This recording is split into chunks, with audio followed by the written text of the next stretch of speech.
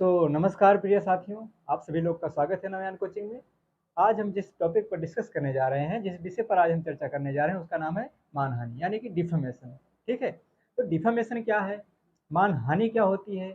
तो दरअसल देखिए, मानहानि उसको कहते हैं, जैसे मान लो किसी व्यक्ति के चरित्र पर या उसके मान सम्मान पर लांछन लगाना या उसको अपमानित करना ही मानहानि कहलाता है।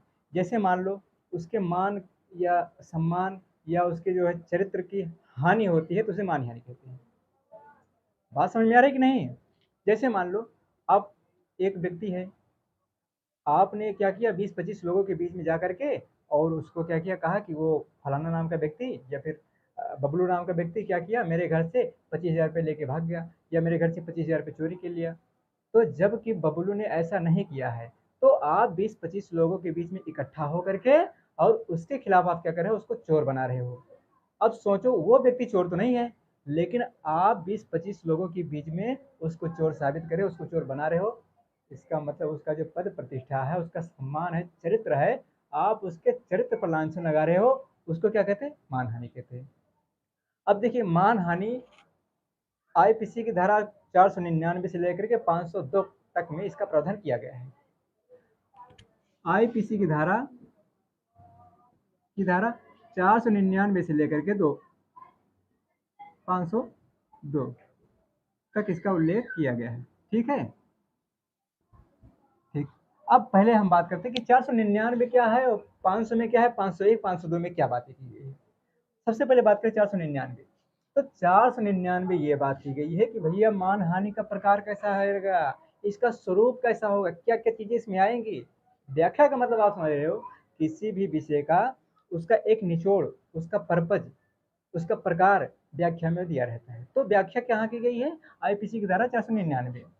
अब बात करते हैं कि आईपीसी की धारा 499 क्या बात करता है। देखिए, पहली बात, जो मानहानि है इसके कितने प्रकार हैं, इसके 2 प्रकार हैं। पहला क्या है, पहला है अपवचन। क्या है पहला, अपवचन।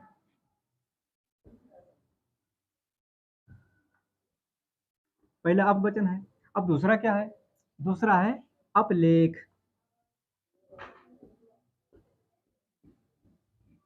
ठीक है, मानहानि के कितने प्रकार हैं, 2 प्रकार हैं, एक अपवचन एक अपलेख।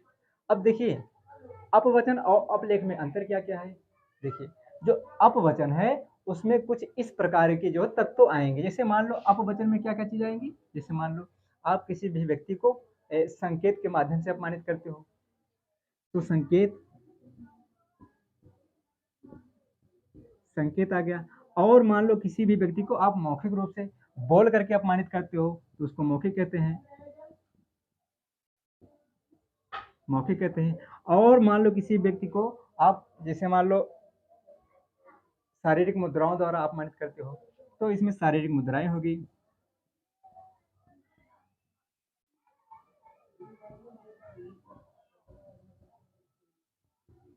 शारीरिक मुद्राओं द्वारा।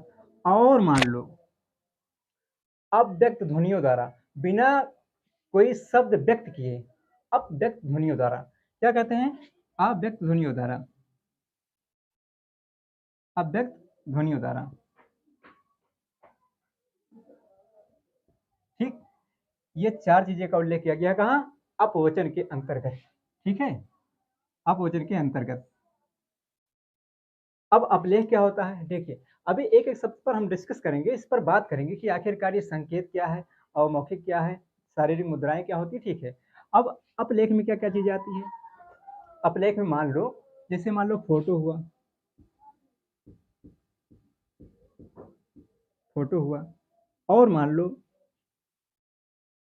न्यूज़पेपर हुआ,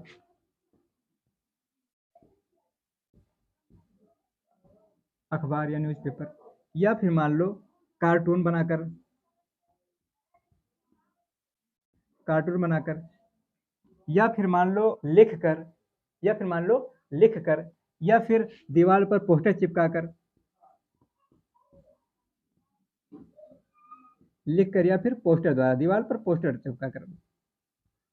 ठीक है, पोस्टर चिपकाकर, या फिर मान लो फिल्म हुआ, फिल्म हुआ, इन सारी चीज़ों पर अभी हम चर्चा करेंगे। पहले जान लेते हैं कि आखिरकार ये बातें हैं क्या। ठीक है, तो देखिए, दरअसल संकेत का मतलब क्या होता है। संकेत क्या है, मान लो आप किसी व्यक्ति विशेष को लज्जित कर रहे हो, अपमानित कर रहे हो, और वो सिग्नल के माध्यम से, संकेत को क्या कहते हैं, सिग्नल। तो सिग्नल के माध्यम से आप कैसे किसी को अपमानित कर सकते हो। जैसे मान लो कोई स्त्री आपके सामने से गुजर रही है, या फिर कॉलेज स्टूडेंट जो जा रहे हैं, स्त्री जा रही, लड़की जा रही, कोई भी जा रही है। अब आपने क्या किया, संकेत, आपने तो उसको कुछ नहीं कहा, संकेत के माध्यम से, मान लो इशारों के माध्यम से आपने क्या किया, उसको आंख मार दिया। ठीक है, अब देखिए, आपने तो ऐसा कर दिया। अब आप कहोगे मैंने भाई साहब कुछ बोला नहीं, और ना ही मैंने किसी शारीरिक मुद्राओं का प्रयोग किया, और ना ही मैं कुछ इसको ध्वनि निकाला, तो फिर मैं, ये संकेत है, सिग्नल, ये किसी व्यक्ति को आत्मग्लानि का जो है बोध कराती है। जैसे मान लो आपने किसी को आंख मार दिया, तो सोचो वो अगर स्त्री होगी तो उसका मानसिक संतुलन थोड़ा कहीं न कहीं गड़बड़ाएगा, डिसमेंटल होगा। ठीक है, तो इस प्रकार से उसको आत्मग्लानि होगी, उसको लज्जित महसूस होगा, तो ये मानहानि के दायरे में आएगी। अब बात करते हैं दूसरा। देखिए, बातें समझ में आ रही है। ठीक है, अब मौखिक का मतलब क्या हुआ। जैसे मान लो आप, अभी हमने बताया कि मान लो बबलू नाम का व्यक्ति आपके घर से चोरी नहीं किया है, लेकिन आप फिर भी 20-25 लोगों के बीच में आप क्या कह रहे हो कि बबलू मेरे घर से 20,000 रुपये चोरी करके लेके भाग गया।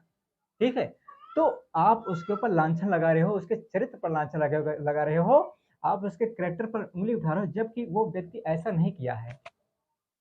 कहाँ आएगी बातें, 499 के तहत मानहानि की दायरे में आएगी। ठीक है, अब बात करते हैं शारीरिक मुद्राओं द्वारा। तो शारीरिक मुद्राएं क्या होती है। जैसे आप, जैसे मान लो, अगर आप एक बात समझिए, शारीरिक मुद्रा का मतलब क्या हुआ।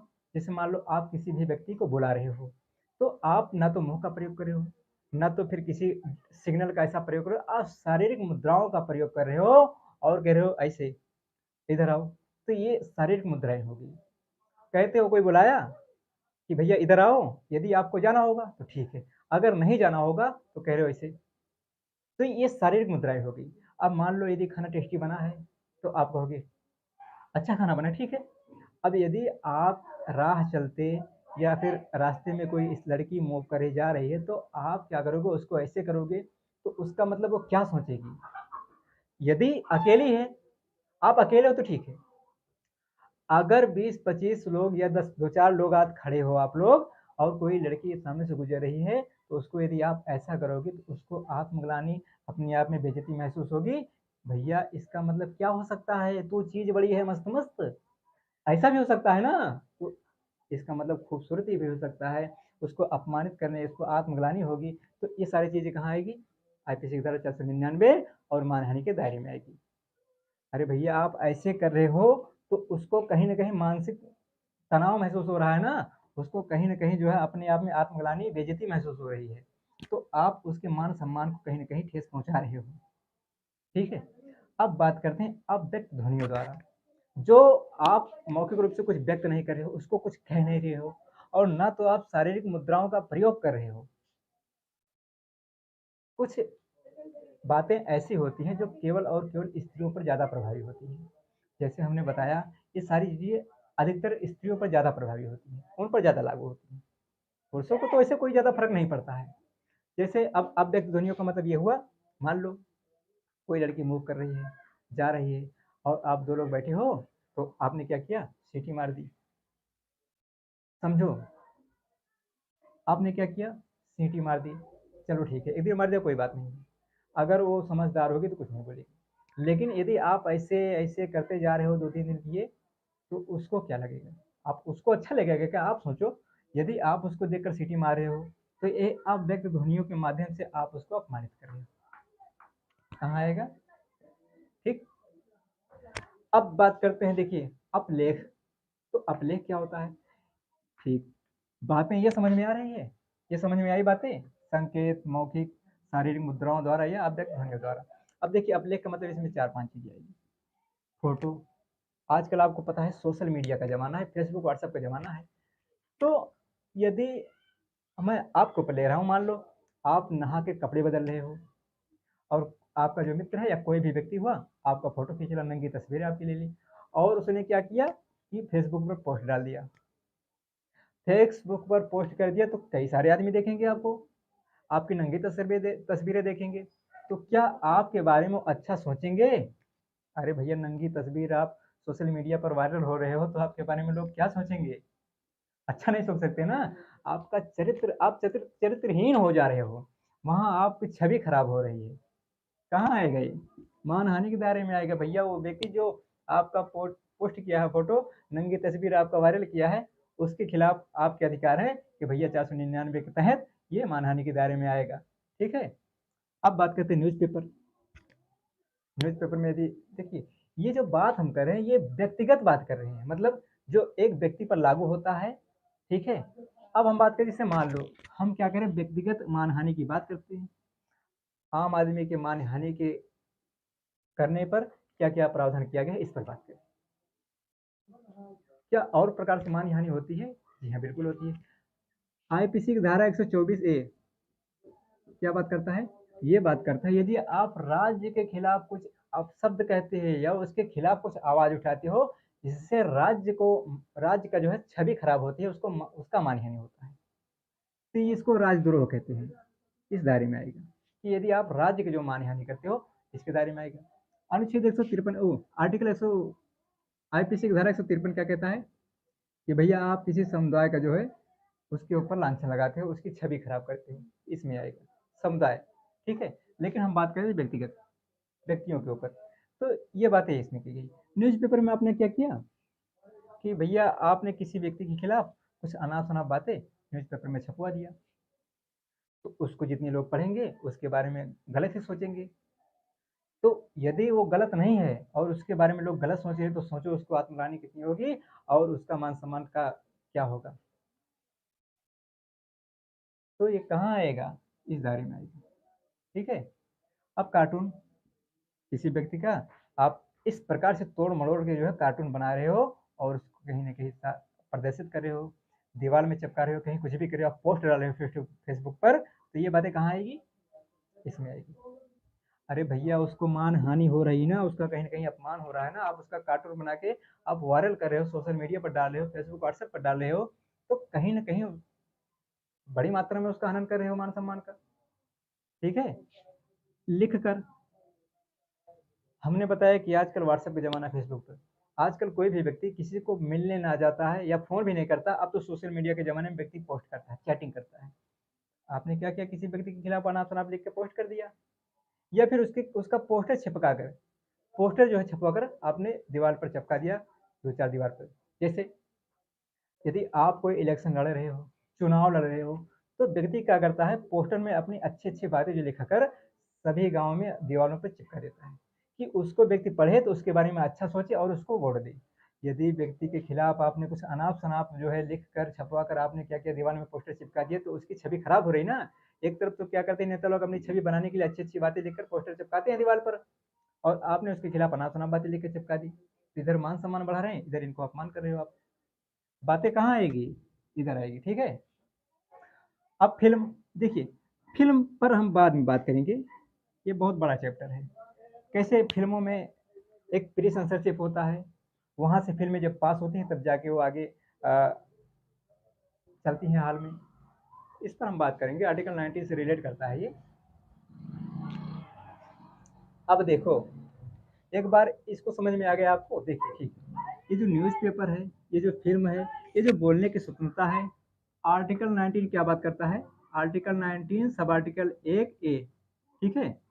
आर्टिकल 19 सब आर्टिकल 1A, इसमें क्या बात की गई है कि भैया भाषण और अभिव्यक्ति की स्वतंत्रता आपको है, हर व्यक्ति को भाषण और अभिव्यक्ति की स्वतंत्रता है, तो ये भी बोल सकता है कुछ भी। अरे भैया, आपने अनुच्छेद 21 आपको बोलने की आजादी देता है। ठीक है। और एक बात, अनुच्छेद 21 आपको बोलने की आजादी देता है वर्सेज आर्टिकल 21, ये बात करता है प्राण एवं दैहिक स्वतंत्रता की बात करता है। तो लाइफ एंड पर्सनल लिबर्टी की जब ये बात करता है, तो इसमें फिर बाद में इसके दायरे को बढ़ा करके क्या किया कि व्यक्ति को जीने का अधिकार है, लेकिन फिर उसको डिग्निटी के साथ जीने का अधिकार है, सम्मानजनक जीवन जीने का अधिकार है, इसमें दिया गया है। अब सोचो एक बार, इधर तो आपको एक अधिकार दे दिया गया, भैया बोल सकते हो आप कुछ भी, इधर एक सम्मानजनक जीवन जीने का अधिकार दे दिया गया।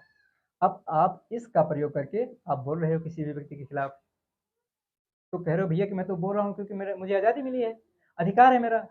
अरे भैया, आपको बोलने का अधिकार तो है, ठीक है, लेकिन अगले व्यक्ति का जो सम्मानजनक जीवन जीने का अधिकार है, तो आप उसको यदि गाली दे रहे हो, उसका अपमान कर रहे हो, तो उसका सम्मान जो है वो हनन हो रहा है ना, उसका फंडामेंटल राइट डिसमेंटल हो रहा है। और तो उसका अपमान हो रहा है तो ठीक ही है, लेकिन उसका फंडामेंटल राइट डिसमेंटल हो रहा है, इसलिए आप ऐसा नहीं कर सकते हो। अनुच्छेद 19(2) में आप कहाँ तक आप बोल सकते हो उसका प्रावधान किया गया है। अरे भैया, आप वहीं तक बोल सकते हो जहाँ तक ये आईसीपीसी की धारा 499 लागू होता है। आपके बोलने की आज़ादी पर कहीं ना कहीं ये क्या हो, रीजनेबल रिस्ट्रिक्शन लगाता है। तो रीजनेबल रिस्ट्रिक्शन लगाने का क्या मतलब आईपीसी की धारा 499 इसमें यह बात करता है कि भैया आप वहीं तक बोल सकते हो जहाँ तक मैं कहूँ, जब मैं बीच में आ जाऊंगा आप बस वहीं तक बोल सकते हो। ठीक है, ये बात करता है। अब ये बातें चीजें आपको समझ में आई होंगी। अब एक बात और बात करते हैं। देखिए, आपको हम बता दिए कि 499 ये बातें की गई है कि भैया आप ये चीजें कर सकते हो, और यदि आप ये चीजें करते हो तो आपके खिलाफ एक्शन लिया जाएगा। अब दंड का प्रावधान 499 में इसकी व्याख्या की गई है, ये सारी बातें की गई है। अब 500 में क्या बात की गई है? 500 में ये बात की गई है कि भैया यदि इस प्रकार के कृत्य आप करते हो तो आपको 2 वर्ष तक की सजा हो सकती है और आर्थिक दंड भी दिया जा सकता है। मतलब 2 वर्ष का सादा कारावास, साधारण कारावास, कठोर कारावास की व्यवस्था इसमें नहीं की गई है, लेकिन इसको बढ़ा करके 2 साल तक किया जा सकता है सादा कारावास, लेकिन आर्थिक दंड भी दिया जा सकता है या फिर दोनों एक साथ दिया जा सकता है। ठीक है, 500 में। अब 501 में क्या बात की गई है? आईपीसी की धारा 501 में ये बात की गई है कि भैया यदि आप न्यूज़पेपर में किसी के खिलाफ कुछ अनाप शनाप बातें छापते हो तो आपके खिलाफ 501 के तहत आपके खिलाफ मानहानि का दावा आपके ऊपर लगाया जाएगा। ठीक है। अब 502 में ये किया गया, मान लो न्यूज़पेपर में छपवा दिया और आप उसका प्रचार कर रहे हो, उसको बांट रहे हो, बेच रहे हो, फैला रहे हो पब्लिक में, तो आपके खिलाफ 502 के तहत आपके खिलाफ मानहानि का दावा केस लगाया जाएगा। ये चीज़ें इसमें दी गई है। तो आशा करते हैं कि ये वीडियो आपको अच्छा लगा होगा। यदि अच्छा लगा होगा तो लाइक करना, वीडियो को शेयर करना और कमेंट करना। ठीक है, तो आज के लिए बस इतना ही। बहुत बहुत धन्यवाद। जय हिंद।